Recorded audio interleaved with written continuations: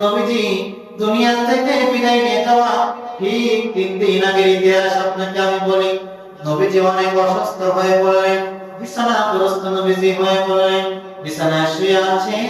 মালিক জিবরাইল আলাইহিস সালামকে ডাকলেন, জিবরাইল এদিকে আসো। জিবরাইল আলাইহিস সালাম বললেন, লাব্বাইক ইয়া মাবুদ, কি দরকার পড়বে? মালিক বললেন, জিবরাইল যাও, পৃথিবীতে যাও, গিয়ে আমার বন্ধুর খবরটা তুমি নিয়ে আসবা। যদিও আমি জানি আমার বন্ধু কি অবস্থায় আছে, তারপর আমি আমার বন্ধুর জবান থেকে শুনতে চাই। ফেরেশতা পৃথিবীতে আসলে, পৃথিবীতে এসে এখন আপনি যদি হজে যান মক্কাতে, সেখানে এখনো বুঝতে পারবেন। বাবে জিবরাইল দিয়ে প্রবেশ করলেন। বাবে জিবরাইল দিয়ে প্রবেশ করার পরে নবীজিকে সালাম প্রদান করলেন। নবীজি সালামের জবাব দিলেন। জিবরাইল কেন আসলো?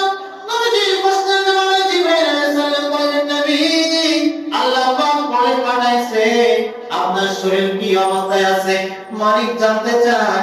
যদিও তিনি আপনার অবস্থা সম্পর্কে জানেন, তারপর আপনার জবান থেকে শুনতে চায়। নবীজি বললেন, জিবরাইল রে দেখো, আমার শরীরের পরিস্থিতি ভালো না, আমি অনেক অসুস্থ, আমার শরীরে অনেক জ্বর। তবে আমার মালিক আমাকে যে অবস্থায় রেখেছে, আমি মালিকের দরবারে শুকরিয়া আদায় করিতেছি। চিৎকার দিয়ে বলেন না সুবহানাল্লাহ। নবীর ভালোবাসা কঠিন মরতে হেসে বিশ্বরাইতে বনে জঙ্গলাই গো নবীজি কোন সারণে পাইব তোমায়, কোন সাধনে পাইব তোমায় গো নবীজি, কোন সাধনে পাইব তোমায়। জিবরাইল আলাইহিস সালাম ফিরত গেলেন। মালিক আল্লাহ নবীজি বলে পাঠাইছে তিনি যে অবস্থায় আছেন শুকরিয়া আদায় করেছেন, তবে তিনি অনেক অসুস্থ আছেন। জিবরাইল আলাইহিস সালামকে আমার মালিক দ্বিতীয় দিন আবার ডাকলেন, জিবরাইল এদিকে এসো, যাও আমার বন্ধুর খবরটা তুমি পৃথিবী থেকে একটু নিয়ে এসে দাও, যদি আমি তার অবস্থা সম্পর্কে জানি। জিবরাইল আলাইহিস সালাম বাবা জিবরাইল দিয়ে প্রবেশ করলেন। দ্বিতীয় দিন প্রবেশ করে সালাম প্রদান করলেন। নবীজির সালামের জবাব দিলেন। জিবরাইল আজকে কেন আসছে? জিবরাইল আলাইহিস সালাম বললেন, নবীজি আল্লাহ পাক আপনার অবস্থা সম্পর্কে জানতে চাই, যদি আপনি সে সম্পর্কে, যদি আল্লাহ পাক সে সম্পর্কে জানেন।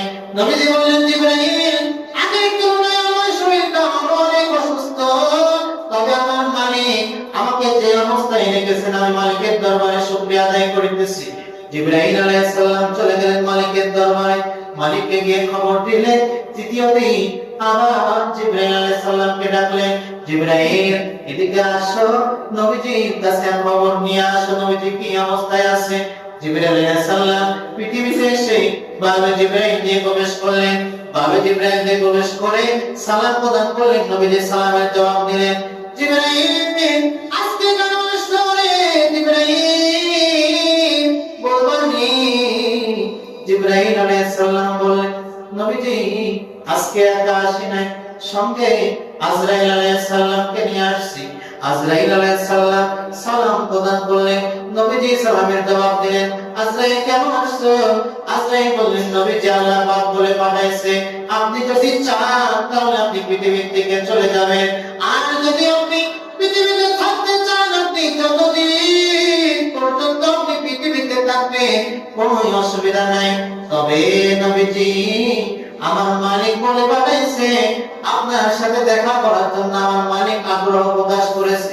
নবীজির সঙ্গে সঙ্গে আজরাইলকে বললেন, আমার এখনই তুমি জান কবজ করো। নবীজির জান কবজ শুরু হয়ে গেল। প্রিয় মুসলমানের কেরাম, বোঝানোর বিষয় এখন আমি চলে এসেছি। দেখেন আপনি কেন গান বাজনা শুনবেন, দেখেন আপনি কেন দাঁড়িয়ে রাখবেন না, দেখেন আপনি কেন নামাজ পড়বেন না, দেখেন আপনি আল্লাহ তাআলার হুকুম আহকাম বিধিবিধান কেন মানবেন না। অথচ আপনার জন্য নবীজি মৃত্যুর সময় দুনিয়া থেকে বিদায় নিয়ে যাওয়ার সময়ও নবীজির চোখের পানি ফেলে কেঁদেছেন। আজরাইল নবীজি জান কবজ শুরু করে দিলেন।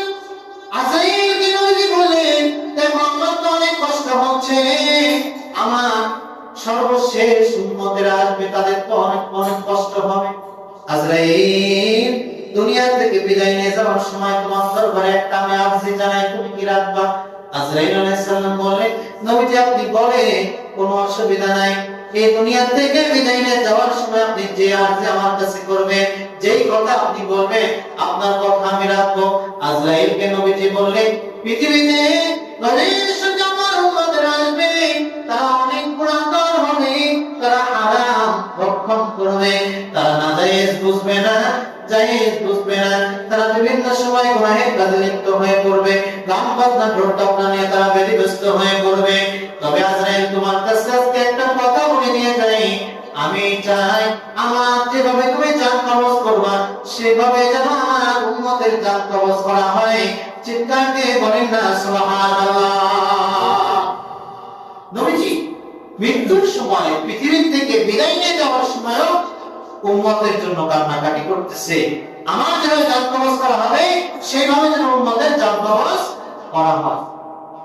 অথচ আমরা বুঝতে পারছি।